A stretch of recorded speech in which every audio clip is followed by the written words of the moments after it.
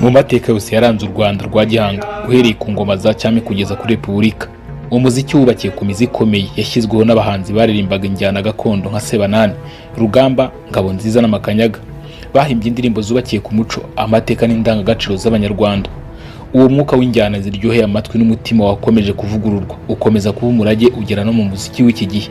Uyu munsi uwo murage uragaragarira mu ihangana rihishe ryo mu ruhando rwa muzika hagati ya The Ben na Bruce Melody.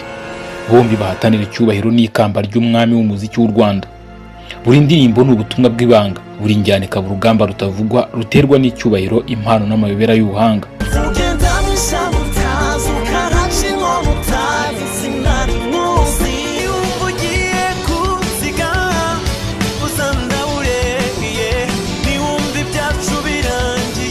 Hari ikintu kidasanzwe gisa n'ubwiru butaziguye, ihangana rihishe ry'ubwami bw'umuziki hagati ya The Ben na Bruce Melody.